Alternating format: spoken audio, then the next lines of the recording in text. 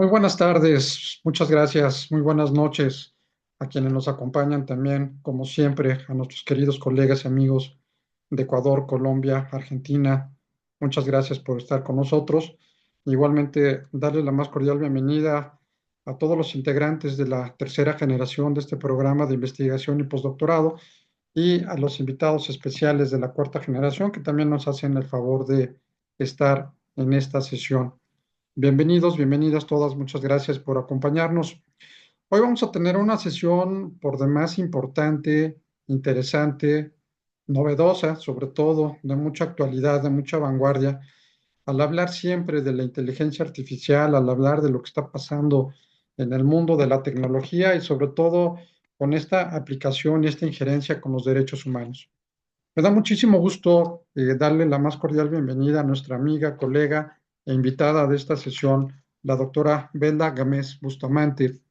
Daré lectura de algunos antecedentes curriculares de nuestra invitada.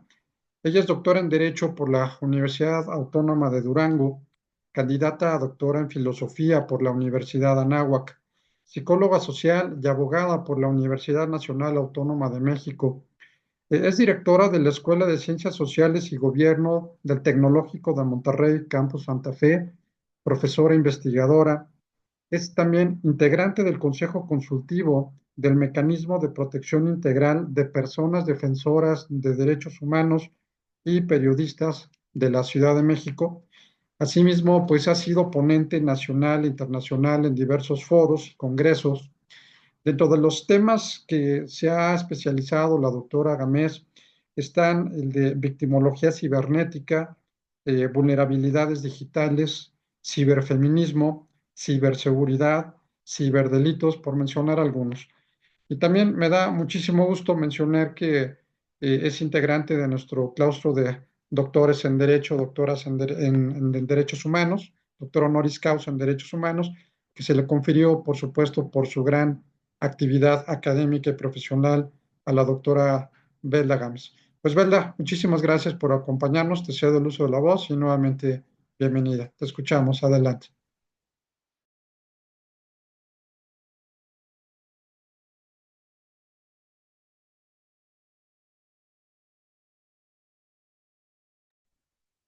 Ya sabemos que la tecnología de repente nos falla, digo, los que nos dedicamos a la tecnología, creo que a veces eh, tenemos esta idea de que todo es perfecto y perfectible, pero cuando hablamos de la integración de los derechos humanos,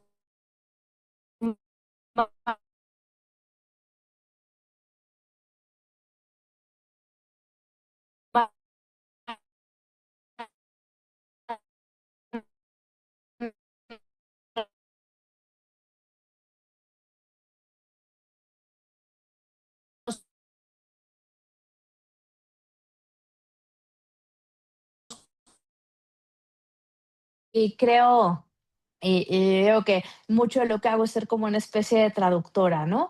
Traduzco desde lo que está haciendo la ingeniería hacia la norma. Ahorita estamos trabajando ya en algunas prospectivas con nuevas tecnologías, ¿no? Con algunas tecnologías que nos pueden estar llevando a perder información que podría ser relevante para una cadena de custodia digital, ¿no? Si de por sí las cadenas de custodia digitales son complejas, porque estamos intentando legislar un mundo y no táctil desde una perspectiva a veces muy clásica del derecho, ¿no? Y nosotros, pues al ser personas que estamos involucradas en el derecho, pues tenemos una idea muy frontal de lo que es, de lo que no es, cuáles son los límites y hasta dónde, pero lo vemos desde un mundo físico. ¿Qué es lo que pasa en el mundo digital, no? ¿Qué es lo que pasa, por ejemplo, con Grok? ¿Ubican qué es Grok? Porque también me gustaría que sea un conversatorio, no nada más estar hablando yo solita, para saber de dónde estamos partiendo, ¿no? ¿Ubican qué es Grok? Sí, nos dice por acá Marta. ¿Puedes abrir micro, Marta? ¿Puedes acá comentarnos qué es Grok?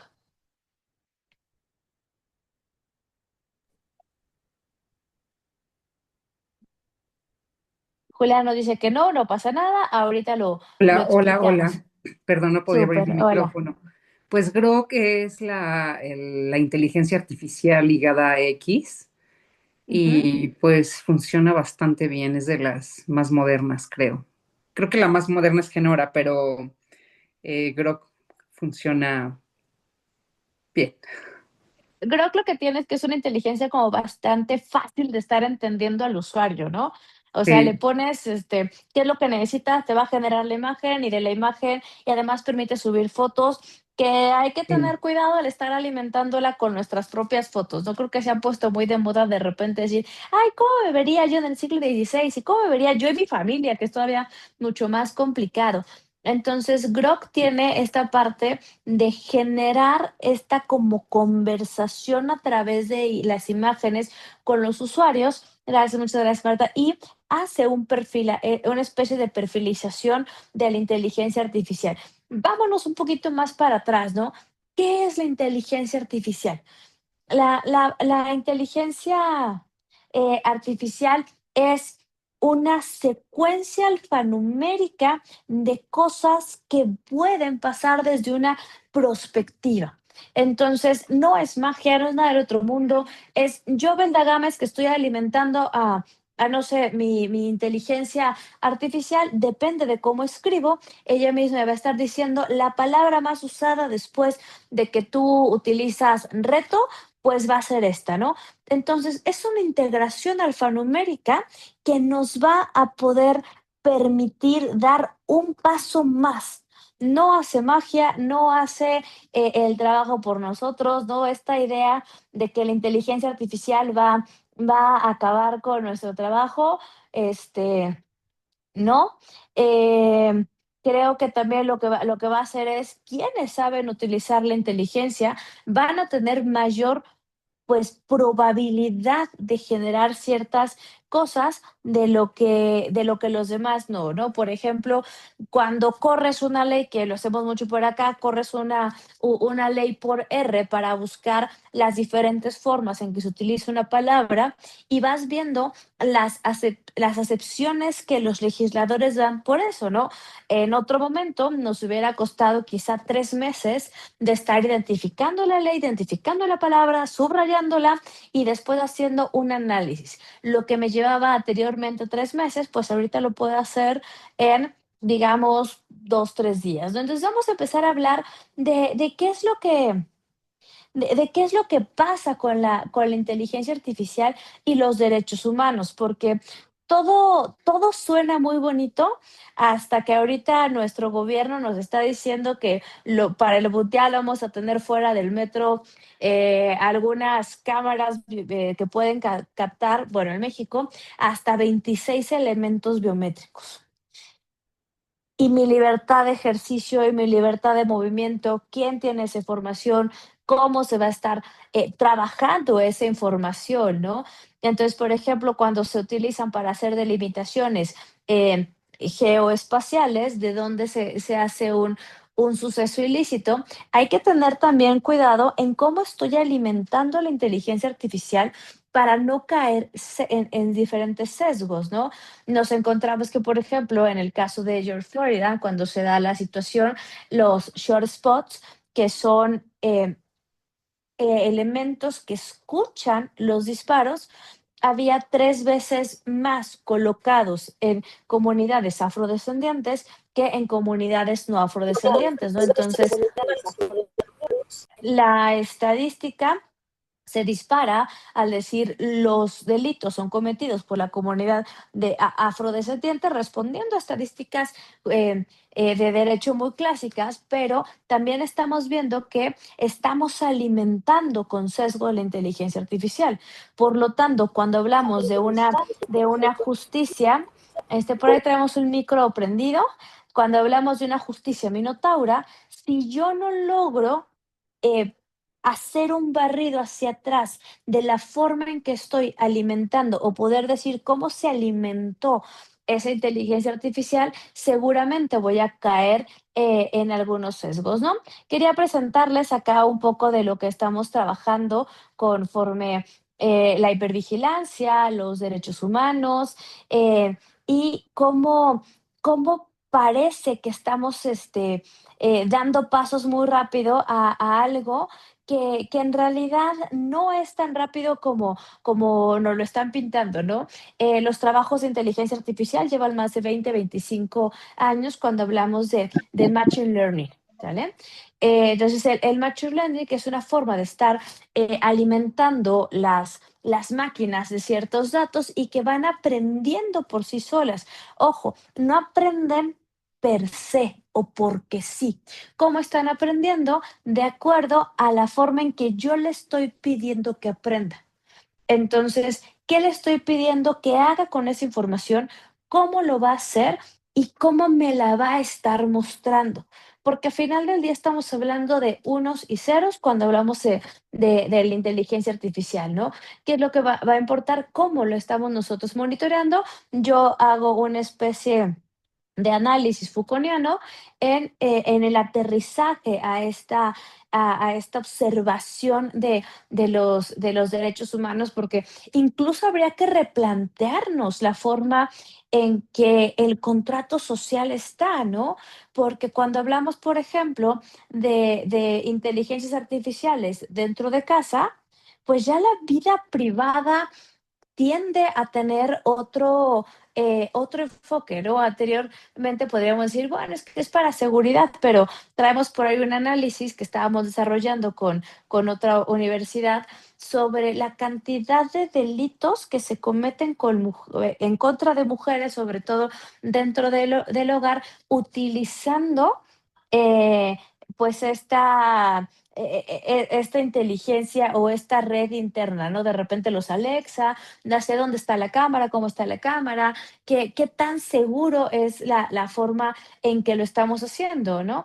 Entonces, desde esta perspectiva, bueno, pues ya sabemos que hay más usuarios de Internet que personas en el mundo. Por lo tanto, estamos teniendo duplicidad de usuario. Ojo, siempre teniendo en mente que hay una brecha en tecnología, que ya estamos hablando de una doble analfabetización. No nada más ya no es que la persona no sepa leer y escribir, es que también el contacto con los elementos tecnológicos nos está dando una barrera, ¿no? El caso Costa Rica, después de que tuvieron el gran ataque que tuvieron hace 4 años y su reforma de hiperdigitalización fue muy criticada porque fue muy agresivo. ¿Qué es lo que pasa con las personas de la tercera edad cuando le hago un proceso de hiperdigitalización sin conciencia? Cuando vas, no sé, aquí en México veo que hay varias personas en Latinoamérica, cuando aquí en México vas y sacas tu firma electrónica y le dejas tus datos a una máquina dentro de un lugar que no sabes quién es, cómo lo va a estar monitoreando y que esa firma te va a servir el día de mañana para tramitar un crédito, para tramitar un montón de cosas, que al final del día puedes estar siendo vulnerado en tu esfera personal cuando no sabes quién está recabando esa información, ¿no?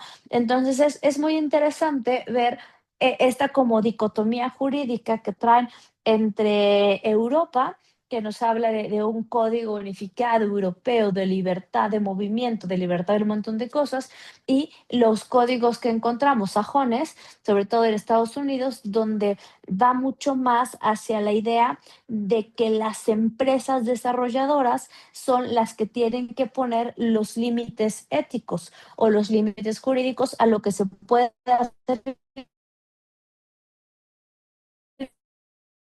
y lo que no se puede hacer. A lo que pues, ¿no? A la modificación de X con Elon Musk, lo que vimos fue un cambio de configuración algorítmica que de repente yo estaba subiendo, sobre todo cosas académicas, y ¡pum! Me sale pornografía blanda, ¿no? Así de a ver cómo, ¿no? ¿Qué está pasando al respecto en ese momento, ¿no? Y no se supone que tenemos el derecho humano a no ser perfilados y a hacer perfiles digitales, pues también está siendo muy, muy lucrativo, ¿no? Cuando traes tu cámara o tu micrófono encendido y no lo apagas y de repente estás hablando de las vacaciones y corte A, pues ya te está llegando publicidad de vacaciones, ¿no?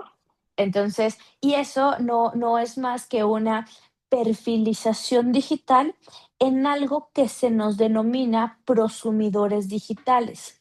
Yo no nada más soy el componente que consume, mis datos se han vuelto el consumible. Entonces, al mismo tiempo que yo consumo algo en LinkedIn, yo estoy siendo consumida por la propia plataforma y me está mandando la información que se cree que es la que necesito. Entonces, puede estar segmentando y sesgando esta información y convertirla en una visión de túnel. ¿Y por qué es tan peligrosa la visión de túnel en el mundo moderno? Porque es un poquito como hablaba Platón en la caverna. Si mi realidad es una, si todo el tiempo estoy viendo lo mismo y me genera una afirmación de lo mismo, eso me da el correcto. Entonces, con Internet, con la Deep Web, hemos visto el renacimiento, por ejemplo, de totalitaristas, hemos visto el renacimiento de grupos muy fuertes que van en contra de derechos humanos, sobre todo, pues, algunos pronazis y demás que van a estar hablando de, bueno, esta es mi realidad, por lo tanto, todo lo demás tendría que ser exterminado, ¿no? Los famosos célibes o los lobos solitarios, que son comunidades dentro de Internet, sobre todo, que están que creen que el hecho de que no se tenga pareja es culpa del otro, no de ellos, entonces se vuelven muy poco otroras y se vuelven violentos a lo que ellos están cazando, ¿no? Por eso se les denomina lobos solitarios y hemos visto muchos feminicidios a raíz de este tipo de comportamientos que nos llevan a una visión de túnel, ¿sale? Me gustaría que vean un video rápido y ahorita me comentan sus impresiones del mismo. Por si lo dudaba, la Ciudad de México tiene el peor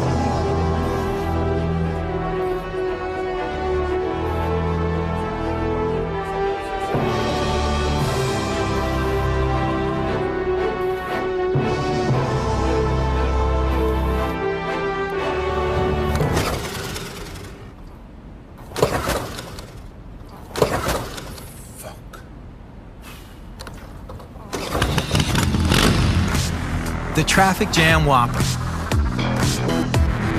We used real-time data to detect our potential buyers in a traffic jam to offer them a Whopper and deliver on the move. Fernanda, buenos días. Señor Eduardo, buenas tardes. ¡Ay, qué bello! Llegaste en chinga, cabrón. Me cagaba de hambre. Our media was 100% dynamic, promoting our service only in high congestion zones. By leveraging traffic and drivers' real-time data, we adjusted our billboards' location and content. The messages displayed information about the remaining time in traffic to order and personalized updates about deliveries in progress. Also, Waze banner ads and push notifications invited drivers to get a Whopper as soon as they entered our delivery zones. People were able to use voice commands to place the order and avoid tickets. Finally, using the latest Google Maps APIs, our app pinpointed vehicle location and speed in order to deliver for the first time ever to a driver on the move. The delivery zones changed, following the traffic live, making our service available when a gridlock was identified, always within a 3-kilometer radius from the restaurants. Hola Mariana, ¿cómo estás? ¡Ay, te agarraría Lo besos! siento, estoy en servicio. In just 1 week, we increased delivery orders by 63%, and our daily app download rate increased 44 times, becoming the #1 fast food app, surpassing McDonald's, Domino's, and Starbucks in Mexico. Coming soon, Los Angeles, San Paulo, and Shanghai. The Traffic Jam Whopper. Enjoy the traffic jam. ¿Qué opinan? Esta aplicación se hizo con un cruce de 3 aplicaciones más, una fue Waze, otras 2 de geolocalización, y se cruzaron con hábitos sobre todo en Facebook, de las personas que van manejando. Come, no come, subió, no subió. ¿Qué opinan?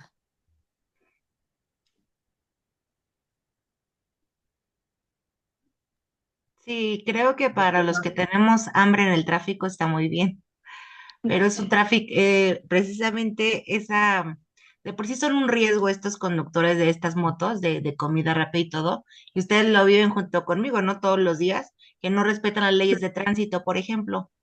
No manejan como un auto o como una motocicleta, sino que se meten entre todos. Entonces imagínense que todos deteniéndonos a recibir comida, pues creo que será un riesgo y un caos total.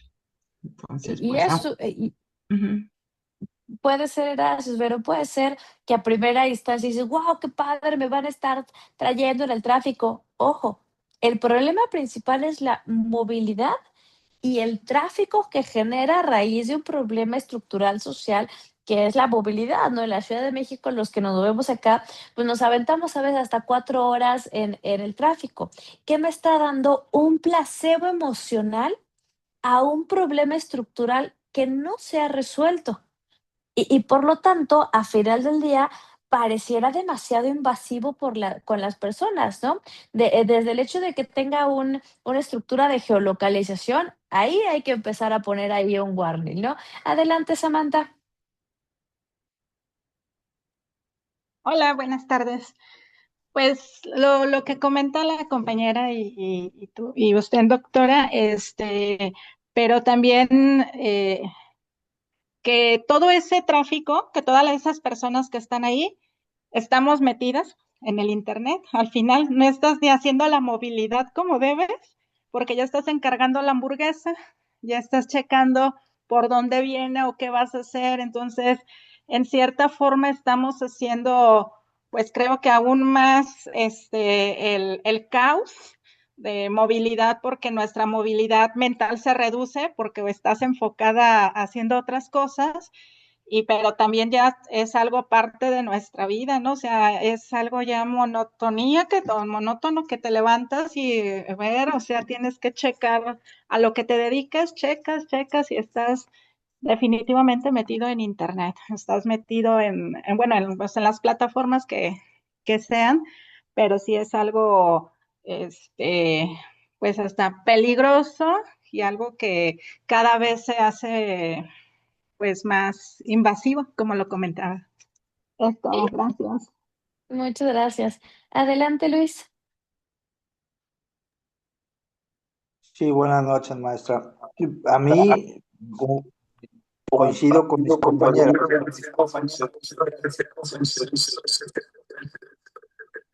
¿Traes A mí sí me un eco ocurre. por ahí? ¿Tienes, perdón, Luis, ¿tienes dos dispositivos conectados o tienes muy fuerte tu audio? A ver,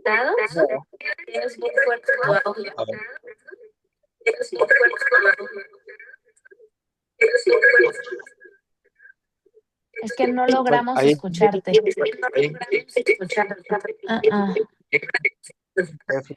Ya vi, Luis. Estás conectado con Luis y veo un iPhone que te está haciendo eco.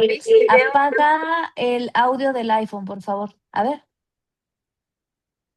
ahí, no. Súper, ya. Sí, traías un eco por dos dispositivos. Ok. A mí me causa más terror el hecho de una posible colombianización. O sea, ya se había hablado del peligro de los motociclistas que asaltan, que asesinan, etcétera, ¿no? Entonces, el mexicano es muy curioso, se adapta rápidamente a la comodidad sin medir peligros. Y entonces aquí, esa es una hipótesis. La otra hipótesis, ¿qué tanto faltaría para que llevaran bebidas alcohólicas y empezaran a aumentar los accidentes automovilísticos? Es sabido que cuando comes, tu cerebro disminuye sus capacidades y sus reflejos, por lo tanto no puedes estar comiendo y manejando. Y el conflicto que se va a generar entre conductores es a mitad de la hamburguesa, resulta que el tráfico se desbloquea y pues o dejas la hamburguesa o avanzas, y entonces eso va a generar más irritación en los conductores, ¿no? Siento que es una medida no muy adecuada, pero a mí lo que más me pone nervioso es dónde está el derecho humano privacidad, ¿no? O sea, es inaudito que por medio de tres apps te localicen, ¿no? Te localices, claro, tú abres la puerta, pero mire, ese iPhone que ahorita estaba metido, no sé de dónde viene, eso se lo digo, voy a tener que revisar mi celular, no vaya a ser que esté ganchado, ¿no? Entonces sí es importante, yo creo que hay que sí ponerle atención, porque nosotros ni tenemos la educación, ni tenemos la idiosincrasia para el respeto del peatón, respeto de la vialidad, pero también llama mucho la atención que si ya hemos visto que el incremento de asesinatos por motociclistas, pues es muy fácil ganchar el pedido, ¿verdad? Y tú estás esperando un pedido y disfrazado, se acaba de pasar en Tijuana, ¿no? Que gente que se viste y se disfraza de Guardia Nacional llegan, interrumpen así abiertamente una casa, una residencia. Pues entonces, yo creo que sí se está pasando un poquito y hay que delimitar muy bien la tecnología, porque la tecnología nos va a llevar a mundos que no conocemos y que puede aumentar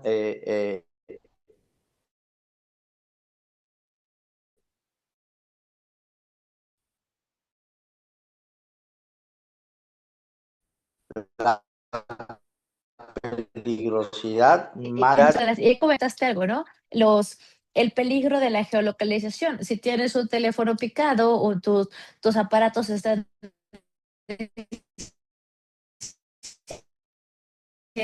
dónde estás, pues también están diciendo que tu plan te dejando ahí menores hijos, si es que lo existe, o sea, empezamos a dar esta huella digital que al final del día nos puede decir, ¿sabes qué? Es que Luis pasa todos los días a las 7 de la tarde por tal puente. Y eso genera una peligrosidad, incluso hasta un posible secuestro y cosas por el estilo, ¿no? Entonces es donde tenemos que empezar a hacer estas delimitaciones jurídicas y decirle a las desarrolladoras, espérame tantito, pídeme permiso para que yo te diga si te comparto o no te comparto mi geolocalización. Y la mayoría de las aplicaciones nos piden compartir geolocalización, ¿no? La que ustedes quieran. Adelante, Johan, espero haberlo dicho bien. Sí, doctora. Muy buenas noches Perdón, para Johan, todos tus doctores. antes de que inicies, perdón, Johan, es que tenemos por ahí un dispositivo que le está pidiendo a nuestra ponente tomar el control del equipo. Entonces, nada más, por favor, si pueden revisar, hay alguien que quiere hacer una presentación y quiere tomar el control del equipo. Nada más, por favor, para revisar sus dispositivos. Perdón, Johan, adelante. Una disculpa, adelante. Tranquilo, doctor. No, sino que de acuerdo al video que presenta la doctora, hay una situación que se está presentando en Colombia y Luis inclusive ahorita lo referenciaba. En Colombia, recientemente, inclusive hace 2 días, hubo un feminicidio eh, justamente a través de un domiciliario que pretendía repartir unas flores. La muchacha sale a recibir las flores y obviamente la asesinan. Y es un modus operandi que ha venido gestándose desde el año pasado. Entonces, a mí me preocupa, justamente tengo la misma preocupación que Luis y que muchos de ustedes, y es a quién le entregamos la geolocalización. Eh, ¿Cómo estamos compartiendo nuestra ubicación? Y no es solo con esta aplicación, pueden haber otras aplicaciones. Se trata de hacerle la vida más fácil a las personas, pero ¿a cambio de qué? ¿Y dónde están justamente nuestros derechos a la intimidad, a la privacidad, eh, entregando una serie de información de manera tan ingenua que en ocasiones a las personas les cuesta la vida, ¿no? Muchas gracias, doctora. Muchas gracias. Y aquí es algo importante, no es satanizar, es entender. Y creo que como sociedad no nos hemos tomado el tiempo de hacer una buena culturización de los dispositivos, ¿no? Y yo me he topado con muchas normas, incluso adultocentristas, que nosotros fomentamos el problema y ahorita le dice al joven, no, ya no puedes tomar internet, ya no hagas eso, ya no. Eso es muy adultocentrista, ¿no? Primero agarramos el teléfono y se lo pasamos y le dijimos, cállate mientras yo como, y ahora te digo, te bloqueo algo con lo que tú estás generando una socialización. Porque nosotros, que estamos acá, creo que todos nacimos en el siglo pasado, respondimos a una socialización muy freudiana, ello, yo, super yo, tal. Nuestras adolescencias, nuestras infancias responden ante otros tipos de socializadores, ¿no? Nace la figura del yo proteico, nace la figura de también lo que yo soy, lo que me identifico, tiene que ver con redes, ¿no? No por nada el DSM-5 ya trae algunos trastornos vinculados con redes. Adelante, Rutilio.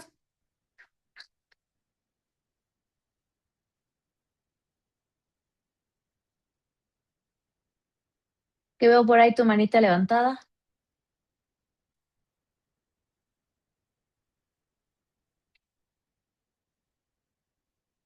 Si no, ahorita me interrumpe, ¿sale? Si algo falló. Ay, espera, queda para acá. Entonces, nuestra huella digital es cada vez más abierta y por lo tanto nos genera vulnerabilidades, ¿no? De repente, yo que me encargo a la parte de ciberseguridad y cursos y demás, y no, ¿cuáles son las estrategias de ciberseguridad más comunes, ¿no? O qué deberíamos estar haciendo. Primero es entender que sí estamos en una parte de mayor vulneración o de vulnerabilidades diferenciadas, porque no nada más es la geolocalización, ¿no? Hay mucha gente que trae incluso en su teléfono pues toda su Afore, su cuenta bancaria, dónde están los hijos, cómo lo están, y esto genera pues algunas situaciones de mayor riesgo, ¿no? Alguien comentaba un mundo que no conocemos, por ejemplo, los que de repente nos toca la desgracia de tener que estar haciendo monitoreos en la Deep Web, ves todo aquello submundo que se vuelve irracional, ¿no? Ahorita que comentaban de Colombia, se hizo un análisis con la OEA de símbolos utilizados en Colombia para delincuencia organizada a través de la red, ¿no? Entonces, no te voy a mandar uno que diga, oye, véndeme tanto averiguar, no, sino es por ahí un iconito de cierta manera, ¿no? Los más peligrosos ya empezaban a hablar de prostitución infantil. O sea, ¿cómo quieres al niño? ¿Dónde te lo llevo? ¿Cómo está? Venta de personas, venta de órganos y un montón de cosas que hay en la Deep Web que la verdad sí parece eso película de terror, ¿no? Pero eso no entra el derecho a decir, a ver, ¿qué estamos haciendo? ¿Por qué lo estamos haciendo? ¿Por qué los fenómenos de socialización me llevan a lo que estamos viendo hoy en día, ¿no? De la semana pasada a ahorita explotó el movimiento Terian, sobre todo en Argentina, de chicos, sobre todo entre 15 a 20 años, que toman esta idea de soy un animal, ahora estoy en la calle como un perro, como un gato, como un lobo, y ya hemos visto agresiones. Ok, tienes una diferenciación en la forma de identificación, pero de eso a morder a alguien, ¿por qué se está dando? Y hay algunos videos donde no, es que yo estaba pasando y de repente se me aventó y me mordió. Dices, ¿dónde tendríamos que estar poniendo el freno, no? Y aquí lo más importante es entender el contexto. ¿Por qué salen ahora? ¿Por qué ahorita? ¿Por qué no hace 3 meses? ¿Qué es lo que está pasando? ¿Podrá ser un distractor? ¿No podrá ser un distractor? ¿Es un movimiento nuevo? La respuesta o el spoiler es no. El movimiento Terian lo podemos encontrar etiologías desde la Roma antigua, lo que pasa es que ahorita pues con redes sociales se ve mucho más fuerte, ¿no? Pero son todos estos movimientos que a veces se identifican o se encuentran en espacios digitales donde hacen comunidades. Entonces tenemos subcomunidades dentro de la comunidad que se alimentan de ciertos algoritmos que me va a estar diciendo esto es lo correcto, ¿no? Esto es lo que deberíamos de estar haciendo todos en todos lados.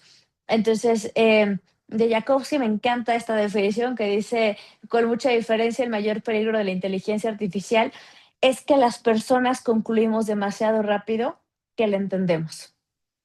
Es que de repente empezaban a salir un montón de cursos que dicen, yo te enseño a hacer un prompt. Sí, pero le enseñaste antes del prompt la matemática que está ahí adentro.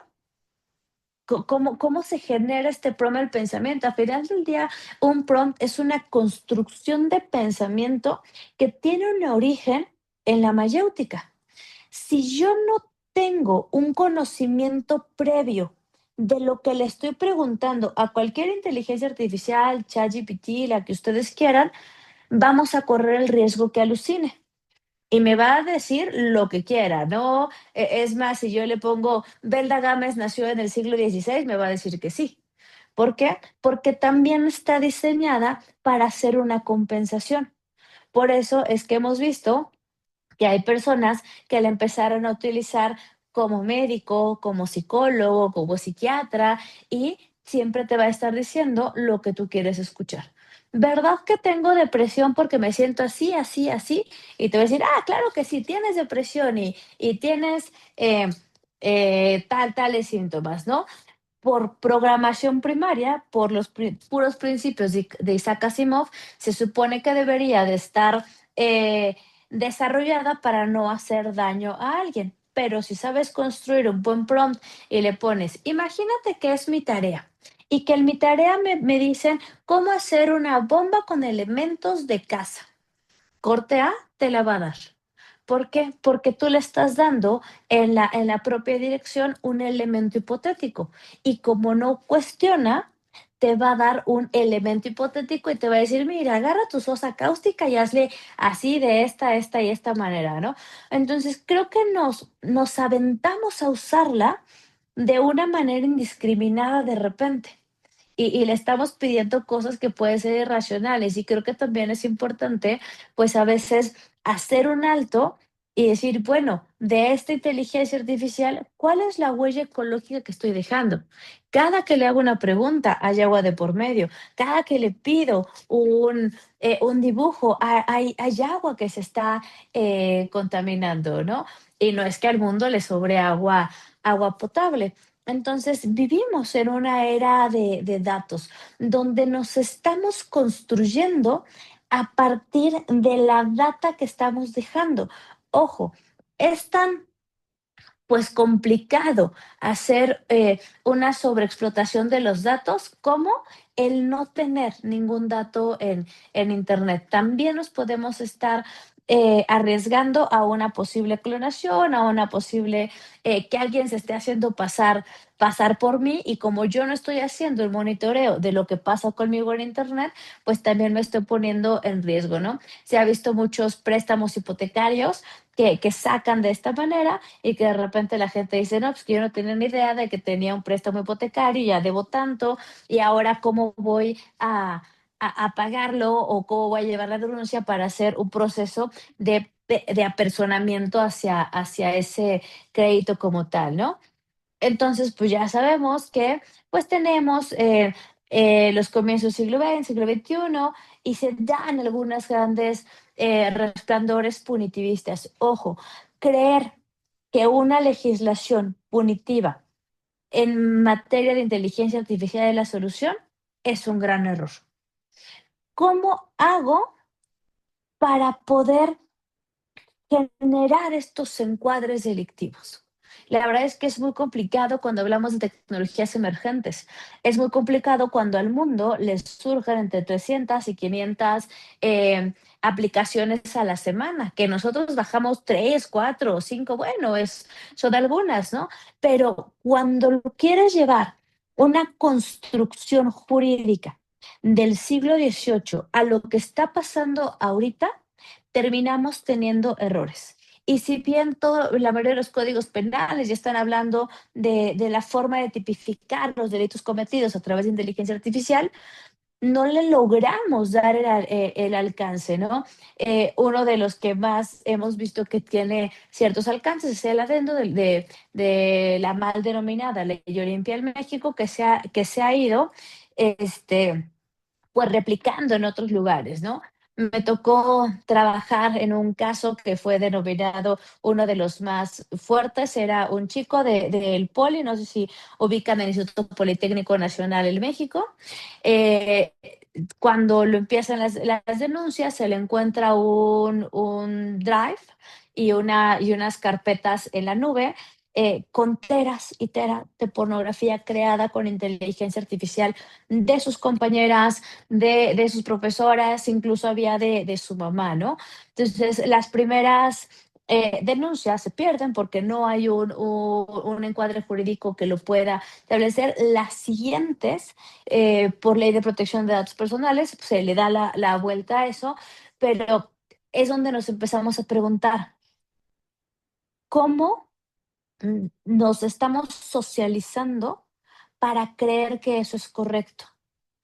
¿Cómo socializo para decir, pues tomo la cara de Belda Gámez y de repente hago 10 videos, ¿no? Entonces hay que meternos un poquito más a los procesos de socialización, porque va a ser ahí donde vamos a encontrar las etiologías.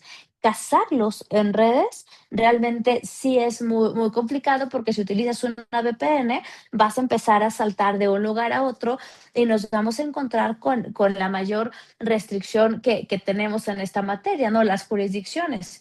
Aunque mi compañero de la oficina de al lado esté generando ese delito, si tiene una triangulación por VPN, pues yo tengo que hacer un rastreo para ir limpiando y preguntando, y de repente decir, a ver, esta legislación me permite, esta no, y cuando llegue al lugar donde se está cometiendo, pues ya tenemos N cantidad de delitos más, ¿no? O las pruebas ya no existen.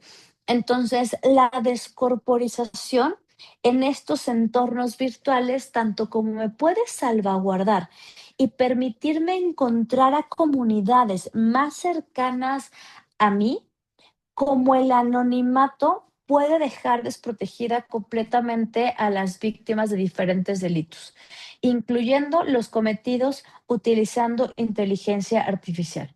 ¿Por qué?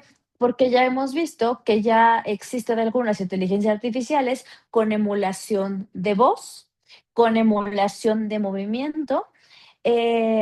Cuando Zelensky va y hace unos conversatorios con Trump y se da una situación pues bastante ríspida. Todos sabemos que la situación acabó en decir, aquí que nos terminamos y cada quien para su casa, pero empezaron a salir una serie de deepfake donde se ve que se agreden físicamente, donde los dos se paran, hay un juego de palabras, hay una agresión, cosa que nunca sucedió, pero ya llega a ser tan potente algunas de esas inteligencias artificiales que se pueden emular las gesticulaciones, las inflexiones de voz, porque antes decíamos, a ver, voy a revisar el video y déjame ver si es inteligencia o no, porque necesito verle la boca, ¿no? Se mueve la boca, respira con las inflexiones de voz, entonces pues puede ser que sí sea inteligencia artificial, ¿no? Por ahí Bad Bunny, ahorita que estuvo el Super Bowl, tiene una serie de denuncias porque se crean algunas canciones utilizando inteligencia artificial, y él dice, no, pues es que no es mi voz, no era su voz. Se hace un recopilado de sus canciones, se da el timing que se está utilizando y de ahí se sacan nuevas. Y este tiraje de generar nuevas canciones, pues podría estar generando N cantidad de canciones en una industria que está dejando desprotegida a los artistas en este momento, ¿no? Lo mismo sucedió, por ejemplo, con las manifestaciones de los extra en Hollywood, que lo que hacían era replicar a la misma persona en 20 tomas utilizando inteligencia artificial. Entonces, la idea de lo incorpóreo y la duplicidad, y aquí hay un fenómeno bien interesante que se está estudiando, que parece que nos da la posibilidad de estar en dos lugares al mismo tiempo. O sea, yo puedo estar ahorita hablando con ustedes y con mi otro dispositivo estar conectada a quién sabe dónde, y parece que hay un rompimiento de la estructura de las personas. Entonces, y aquí es donde tenemos que empezar a identificar que es diferente el deconstruirme en redes para generar un avatar, construirme con identificaciones que sean mías e inventarme.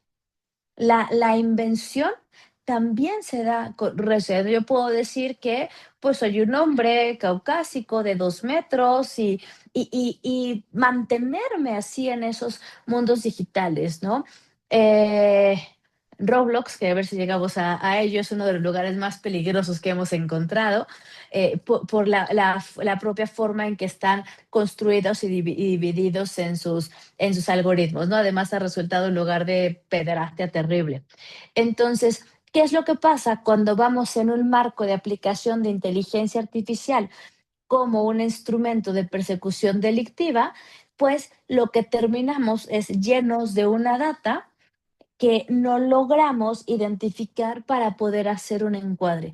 Por lo tanto, los juristas digitales primero tienen que entender, trabajar de manera algorítmica para después decir cómo lo voy a llevar a la norma, porque la norma positiva en la que nosotros nos encontramos imbuidos tiende a ser muy burocrática y no le da el alcance a la forma en que se está moviendo este mundo, ¿no? Entre otras cosas, ¿no? Entonces podemos estar hablando de fronteras diluidas, podemos estar hablando de marcos internacionales de cooperación que cuando nace y surge fue la primera idea, ¿no? Generamos un marco internacional de derecho penal. No hemos logrado eso, ¿no? No hemos llegado a eso porque todos dependen de un contexto y pues ya lo sabemos. Entonces, ¿qué es lo que nos ha llevado a todo esto?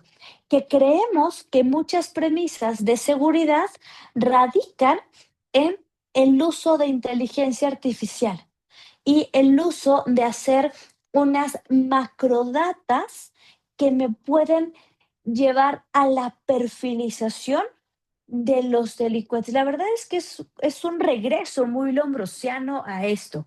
No sé si ustedes recuerdan en México, Marcelo Ebrard cuando hablaba del Plan Ángel, que decía, vamos a tener el México más seguro que se ha visto. 10 días necesito, 10 días para hacer esta implementación en Bracrodata basándose en inteligencia artificial y hablaba incluso de la persecución delictiva por movimientos. Decía, vamos a cazar delincuentes por la forma en que caminan. Y aquí mi pregunta, ¿todos los delincuentes caminan igual?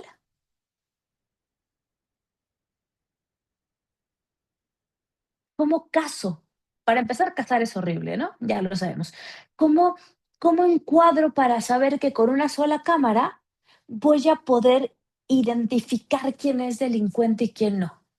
La verdad es que es muy peligroso, es muy sesgado y nos vamos a regresar a un derecho de hace siglo y medio, ¿no?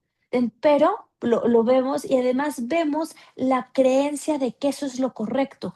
¿Por qué? Porque le ha funcionado a China, porque le ha funcionado a otros regímenes, pero ojo, muy diferente el que funcione por ser un régimen casi totalitario a que funcione por la forma en que lo estamos haciendo. Adelante, Luis, te escuchamos.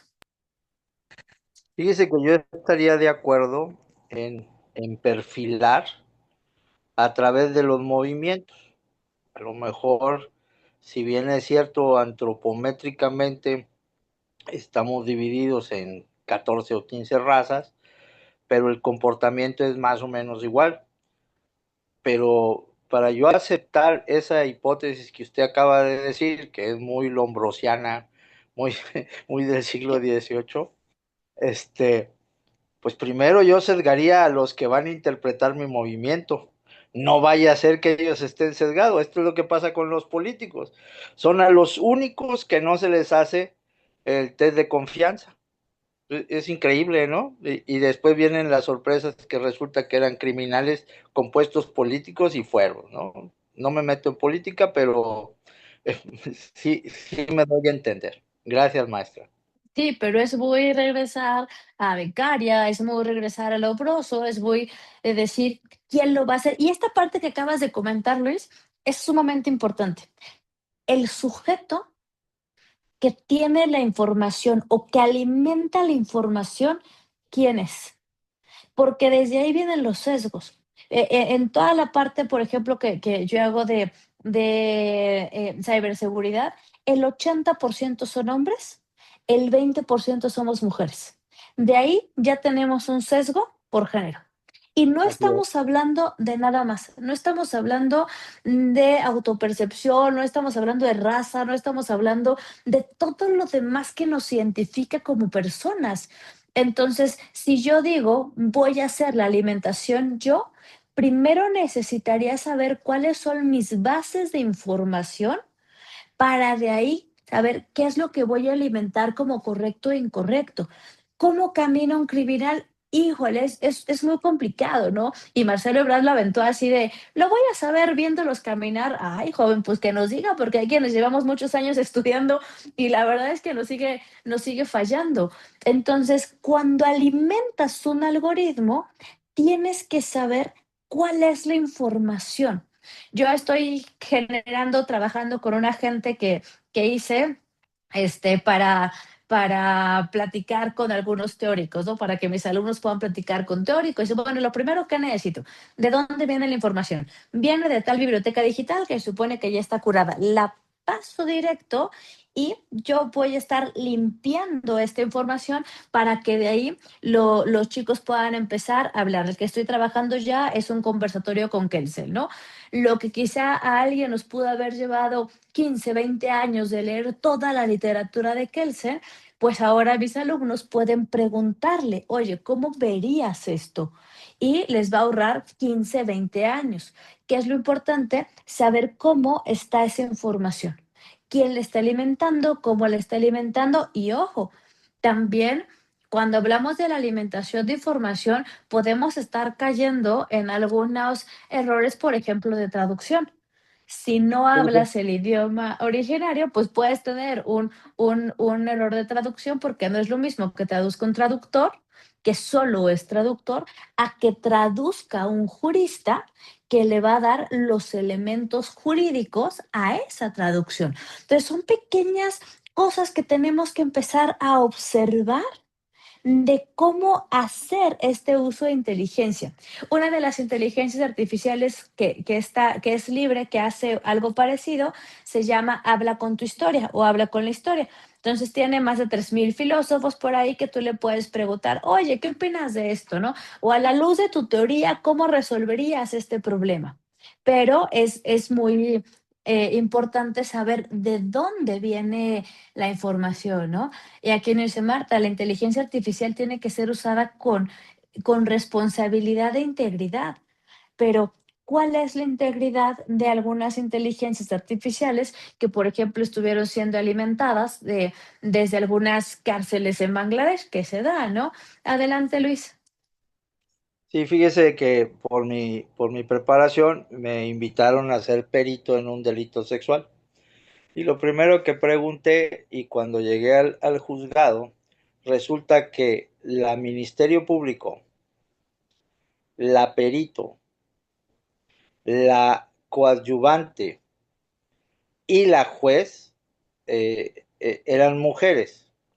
Me llamó mucho la atención y le digo al abogado que me contrató, oye, ¿sabes qué? Pues mejor ve viendo si te lo llevas a otra instancia. Le dije, porque aquí ya está perdido. Me dijo, ¿y tú cómo sabes eso? Le dije, mira, es pura observación.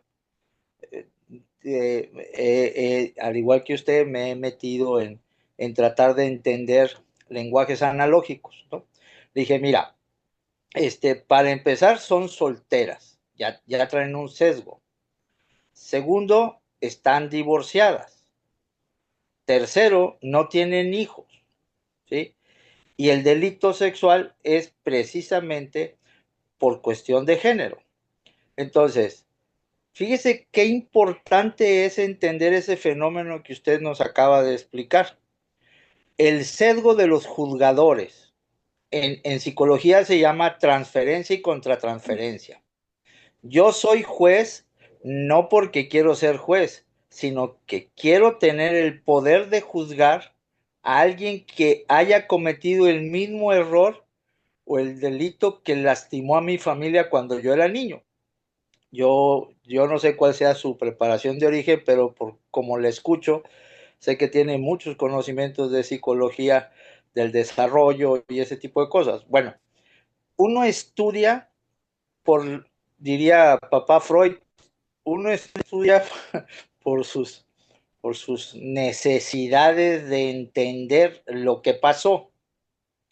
Y ahí es donde las profesiones, uno no es policía nada más porque quiere ser uno policía, uno no es abogado porque quiere ser uno abogado, ¿no? Hay un trasfondo que fue en los primeros años del desarrollo. Entonces, imagínese que usted pone a una persona que sesga todo el análisis de haberlo incluido en su currícula, y de repente pues tenemos a un psicópata juzgando, ¿no?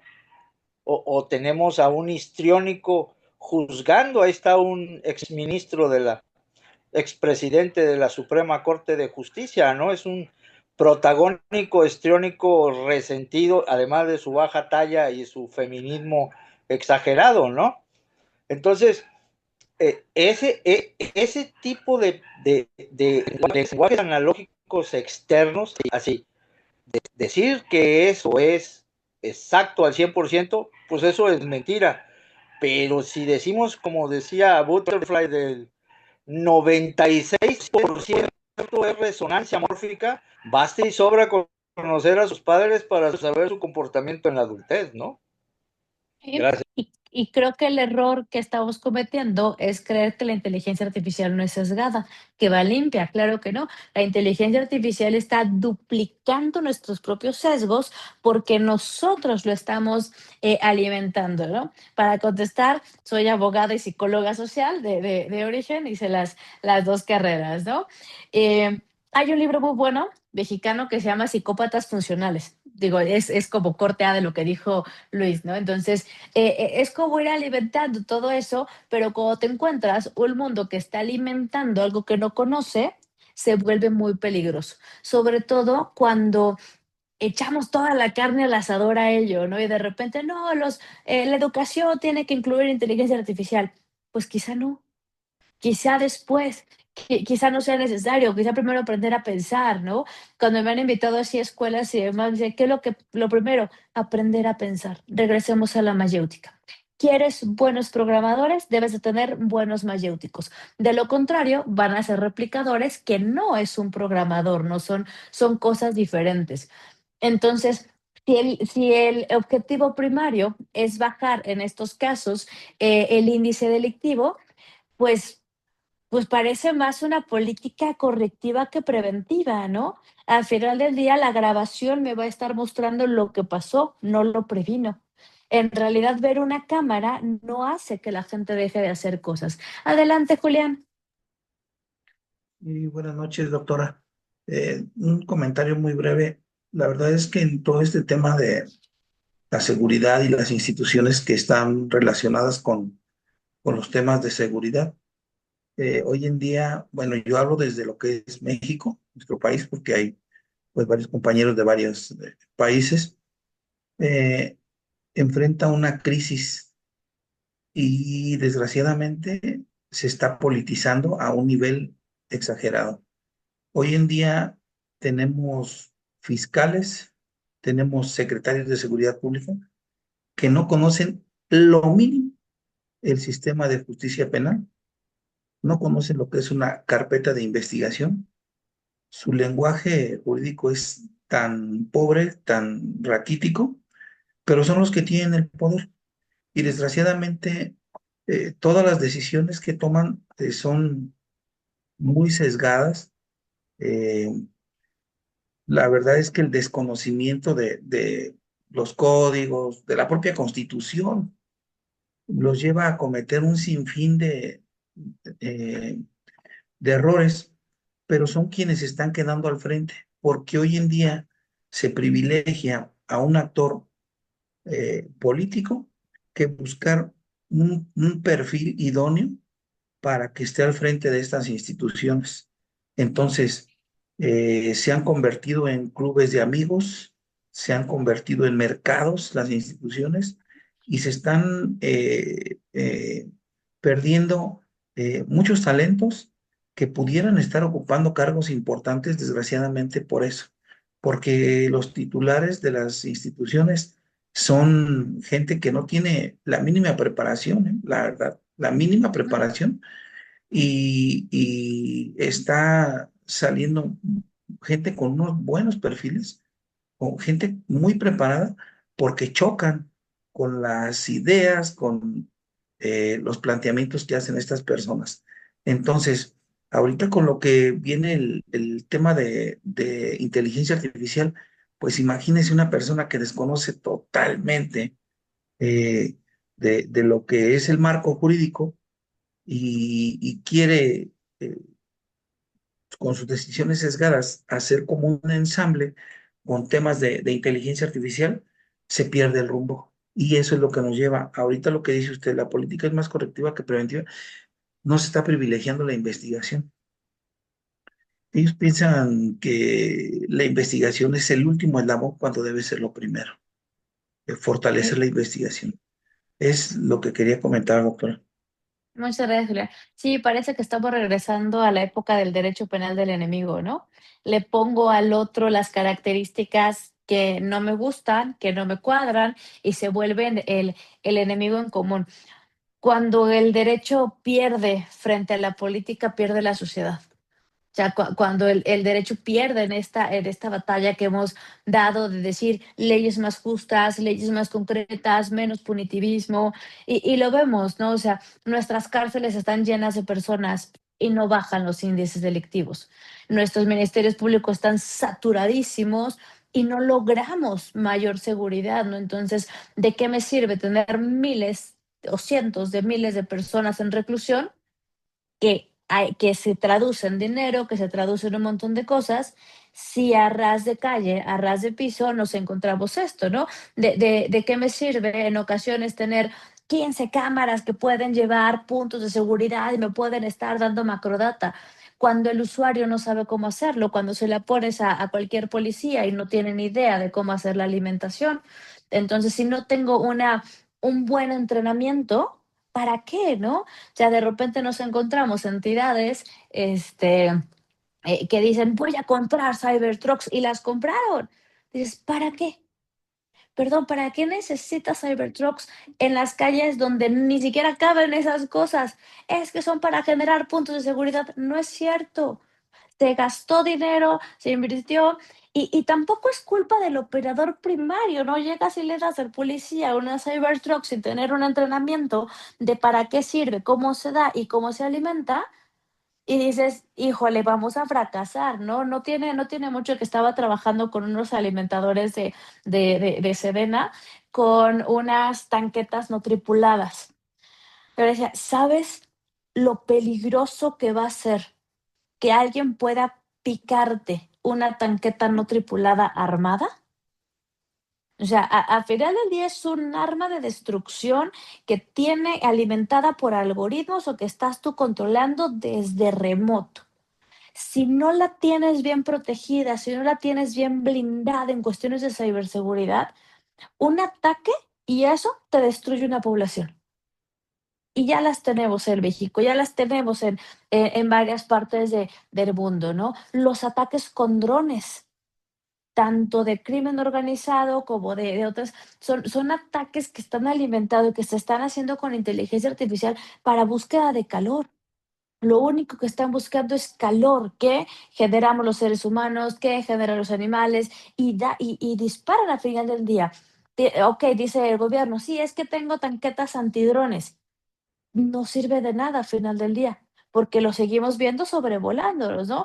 Y no tenemos ni siquiera una ley clara, ni en México ni en el mundo, que nos hable de un dron. Yo podría tener uno acá atrás de mi vecino y cómo lo denuncio, decir es que está tomando fotografías en mi propiedad privada. Entonces son como muchas cosas que de repente estamos viendo que la tecnología avanza y avanza y nosotros nos quedamos estancados a decir cómo lo convierto en un derecho positivo, que al final del día tiene también en toda Latinoamérica esta pelea con la política. y esta pelea con un discurso populista, perdón, de decir, lo voy a utilizar para hacernos cada vez más seguros, ¿no? Entonces tuvimos por ahí a lo que denominamos los 10 años de la locura con el nacimiento del metaverso al final, ¿no? Y la inteligencia artificial se acuña en el 92, se empieza a generar. ¿Qué es lo que pasa en estos 10 años de locura donde empezamos a ver que nacen las conexiones, que crecen las redes, que crece Facebook a través de una situación, de una universidad? Pues empezamos a ver una hiperdigitalización. El mundo no ha visto avances tecnológicos tan rápido como nos ha tocado ver ahorita. Como de repente tienes a una China diciendo, ¿y si empiezo a medir ondas de cansancio en mis trabajadores por medio de chips? Dice, y mi invasión a mi persona, porque no nada más es que me midas el cansancio, también mides felicidad, mides excitación, mides un montón de cosas, porque no es que el chip diga, ay, solamente voy a hacer para cansancio, no, porque van incrustados en la parte de la espalda donde vienen todas las emociones. ¿Sabes lo que puede pasar cuando sepas la lectura general de las emociones de tu población? Regresemos a Pan y Circus, porque al final del día sé exactamente dónde están tus momentos de excitabilidad y tu privacidad se pierde completamente. Si ya estamos hablando de una dilucidación casi de la privacidad, todavía tenemos algunos elementos como apagar el teléfono, ¿no? Cuando estos ya no se den, cuando ahora digas, no, es que con mi reloj inteligente, que también son muy buenos, me va a decir cuando alguien se caiga. No voy a hablar mal de ellos porque mi papá trae uno, yo se lo puse, un reloj inteligente para saber si se cae y que me avise, ¿no? Al final del día, pues es a ver qué tomo y qué no tomo. O sea, alguien me comentaba en una conferencia, oye, ¿por qué los chips de implantación infantil? No, joven, o sea, es tan peligroso y tan invasivo, pero no me responde o no me resuelve el problema de seguridad. El problema de seguridad tiene que ver con que los niños no pueden seguir desapareciendo, no con que yo lo puedo rastrear. Ojo, ¿tú crees que el criminal no va a saber dónde se están implantando? Pues claro que sí. Entonces, cuando tenemos esta falsa creencia de un Internet incorpóreo, pues creemos que lo que pasa en la nube se queda ahí. Por lo tanto, no daña. Y claro que sí, daña a las personas la forma en que lo digo, en cómo lo digo, este denominado hate.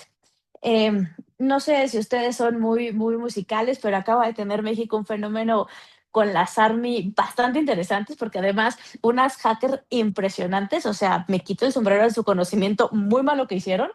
Llega este grupo, BTS, y dice, voy a conciertos en México, sí, todas, ¿no? Ahí están. Eh, como sabemos, hay un acaparamiento de boletos y de repente, puff, ya no hay boletos y en las reventas se empiezan a encontrar hasta en 100,000 pesos. Lo que hicieron fue tomar los, los teléfonos de los revendedores y generarles ataques por denegación. ¿Qué es un ataque por denegación? Un ataque por denegación es cuando tu línea o tu servidor lo invades tanto con bots que lo dejas inservible. Entonces, a estos revendedores solo les estaba llegando promoción de un montón de tiendas, ¿no? Y no pudieron revender. A uno de ellos incluso sacaron dónde vive, con quién está, y le sacaron hasta que tiene un amante, ¿no? Por ahí le aventaron un gusano y todas las fotos del teléfono lo extrajeron. O sea, y la gente les aplaudió, pero también hay que ver que es un delito. O sea, sí atacaron un problema, pero no podemos escudarlas en que qué bueno que lo hicieron porque es un delito. Regresamos al video. El daño original nunca se tocó. La falla estructural no se tocó. Claro que me quito el sombrero a lo que ellas, porque la mayoría son mujeres, hicieron en este fenómeno denominado como ARMY, ¿no? Y tenemos toda una estructura que se le llama hackeo ético, donde buscas hackers para que te empiecen a decir por dónde puedo fallar o por dónde me pueden pegar, ¿no? Pero no es que sean dos mundos, somos la misma persona que transita en ambos mundos. Entonces, lo que se hable en redes, lo que se hable ahí, utilizando bots o no utilizando bots, transmina a mi identidad como persona.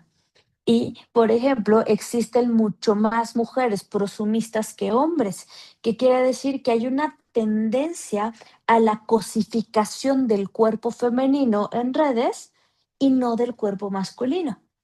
Y hay un análisis que hace Likert donde nos habla que el 80% de usuarios casi son hombres. Entonces, al final, lo que decíamos hace rato, los sesgos están ahí, porque los alimentadores somos nosotros, porque nosotros lo estamos alimentando, ¿no? Y crear alternativas no es nada nuevo, ¿no? Esto de crear los escenarios imaginativos y los mundos. Repasemos toda nuestra literatura, está llena de fantasía, al ser humano le encanta. Lo que pasa es que ahorita puedo tener inmersiones mucho más directas utilizando VRs, utilizando realidad aumentada, realidad artificial, ¿no? Que no es que sea completamente negativo. Nosotros hemos estado trabajando en cómo sería una respuesta de un juzgador utilizando un VR a cómo sería la respuesta de un juzgador en vivo. ¿Por qué? Porque podría estar abaratando algunos procesos, sobre todo a nivel internacional, que ya no tenga que moverme de un lugar a otro, ¿no? Pero necesito saber cómo está respondiendo el cerebro de las personas, porque siempre cuando tengo una barrera tecnológica, es mucho más fácil hacer cosas que no haría físicas, ¿no? Y si a esto le digo, es que fue un programa que corrí con R, por lo tanto, pues te negué tu préstamo, aunque eras factible, porque la banca le ha pasado mucho, que están negando préstamos, sobre todo a mujeres y no a hombres, por el sesgo hipotecario que tienen, ¿no? Entonces, necesito revisar los alimentadores, necesito generar ya pues normativa a los alimentadores, quién, cómo y cuándo. Si estoy hablando en desarrollar una aplicación de seguridad o, no sé, de bienestar emocional, pues necesito que los aplicadores tengan pues ciertas credenciales, ciertas características, no nada más porque me encontré un libro y con eso lo alimenté, ¿no? Entonces, y esto me genera una cadena de responsabilidad. Estas cosas que ven son impresionantes, son hermosas. Generan pulsos de contacto. Entonces, si tú te lo tienes puesto aquí en México y estás jugando o haciendo una conversación con alguien de Alemania, puedes sentir el contacto a través de diferentes electrodos. Te va a dar esta sensación de estar cerca de la persona, tocar a la persona, vivir la persona, aunque cada vez estemos más alejados físicamente, ¿no? Entonces, nuestras proxemias digitales pueden estar generando alejamientos fácticos o alejamientos en vivo, ¿no? Cuando nosotros éramos jóvenes y bellos, todos nosotros, pues si Julián le llamaba a la novia, pues tenía que aguantar a ver si contestaba ella o el papá o alguien más. Generabas unos skills social que dices, hasta le decías, te voy a llamar a las 4, ¿eh? Estás tú para que me contesten. Ahora los banean, los doxean y los borran. O sea, ni siquiera le dije nada y ya corté la relación, ¿no? Y esto es muy peligroso a nivel de violencia, por ejemplo, porque genera mayor violencia. Cuando no tenemos esta capacidad de acercarme al otro por la existencia del otro, puedo ser más violento porque el otro no se parece a mí. Y regresamos al derecho penal del enemigo, ¿no? Parece que este nos viene persiguiendo a cada rato a nivel tecnológico porque dejamos de ser otroras y nos convertimos en consumibles y consumidos lo que hay, ¿no? Entonces, ¿qué nos hablaba, por ejemplo, este plan? Pues de reconocimiento facial en toda la República, pero tenemos unas adhesiones a convenios internacionales donde te hablan de la no reconocimiento facial en zonas privadas. Las cámaras tienen que tener cierta dirección para no saber en qué momento entra la gente a mi casa y en qué momento no. Porque, por ejemplo, todo lo que ha hecho Google Maps, existe una cantidad de fotografías impresionante que están relevando o revelando datos personales de la ciudadanía. En el 2020, Coahuila dijo, yo voy a comprar cámaras y voy a hacer mi estado súper seguro. Se las compró a 2 empresas chinas no certificadas porque decía, me sale el más barato. y en lugar de ser cámaras que estaban haciendo lectores faciales, terminaron siendo cámaras normales porque no supieron cómo hacer la integración de la data. No nada más es tener los datos en un Excel, es también cómo los voy a cruzar, con qué los voy a cruzar para poder hacer esta integración, ¿no? Y esto requiere, pues, conocimiento mínimo de computación. ¿Qué es lo que hace una captura de biométricos? Primero, bueno, busca la cámara, el espacio público, capta a la persona, hace un procesamiento de identificación con representación biométrica. Nuestros biométricos no son únicos, exclusivos y nadie más los puede tener. Entonces tenemos biométricos, digamos, fáctiles, pero también tenemos datos personales a través del movimiento y me va a permitir entender cómo se mueve la estructura de la cara. Y a través de estos movimientos que nadie más gesticula como yo, no importa cuánto botox se hayan puesto, los biométricos no fallan, ¿no? O sea, aunque digas, es que ya ni siquiera puedo dormir, el biométrico no me va a fallar. ¿Cuál es la parte peligrosa? Cuando estos datos no están en las manos correctas, tú no puedes cambiar tu biometría. Si te roban tu firma de tu credencial o de tu DNI, puedes cambiar la firma, pero no puedes cambiar los iris, no puedes cambiar las papilas, no puedes cambiar las huellas dactilares.